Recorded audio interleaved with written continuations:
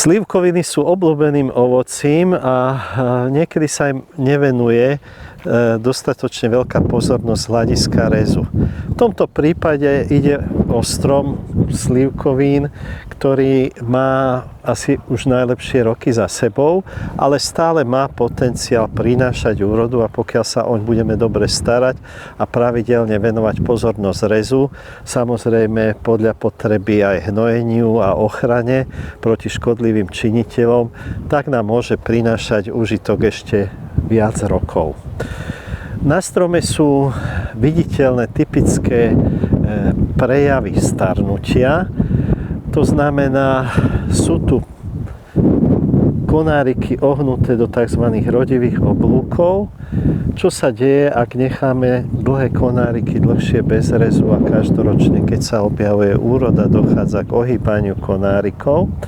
Na ich vrchole dochádza k tvorbe nových silných výhonov, ktoré by mali pre strom zabezpečiť väčšie množstvo svetla vlastne v tej časti hornej, kde sa vytvárajú asimiláty pre tvorbu nových vegetatívnych i generatívnych častí, ale zároveň spôsobujú zatieňovanie dolných partií koruny, takže tie najnižšie konáre nám ukazujú znaky odumierania, vo vnútri sú konáre vyholené a je na nich množstvo odumretých konárikov. Ďalej príznakom staršieho stromu je pomerne veľká násada kvetných pukov. Máme tu množstvo rodivého dreva na starších konárikoch a občas sa objavujú zo starších častí koruny vyrastajúce silné výhonky zo starého dreva vlky, v niektorých prípadoch aj zvnútra koruny, ktoré bude potrebné ošetriť. Strom v takomto stave ukazuje, že zrejme je pripravený na väčšiu úrodu, avšak potrebujeme spraviť rez, ktorý zabezpečí dobré osvetlenie vnútorných častí stromu, aby rodivé drevo, ktoré sa ešte nachádza približne v strednej časti kostrových konárov, malo možnosť vďaka osvetleniu priniesť kvalitné plody a hlavne, aby sme predĺžili jeho životnosť. Čiže budeme tu aplikovať množstvo presvetľovacieho rezu.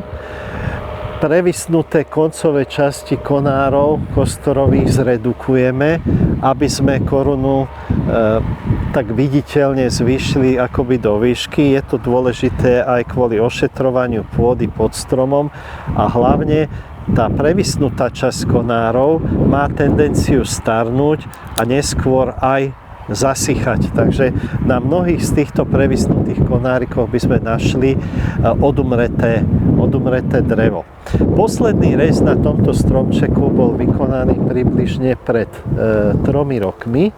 Boli tu urobené pomerne veľké rezy.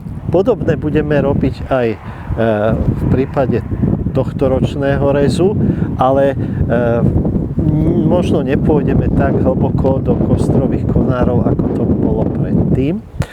Typickou vlastnosťou slivkovín je sklon k zahusťovaniu korún. Vyplýva to z bohatej tvorby vlkov na hornej strane konárikov, ďalej z bohatého rozkonárovania aj rodivého dreva, aj predĺžujúcich výhonkov, ktoré sa tvoria na konároch, takže vnútorná časť koruny býva naozaj veľmi zatienená a prakticky býva neproduktívna. Takže jednou z úloh rezu pri starších stromoch slivkovín je vytvoriť podmienky pre dobré osvetlenie vo všetkých častiach koruny.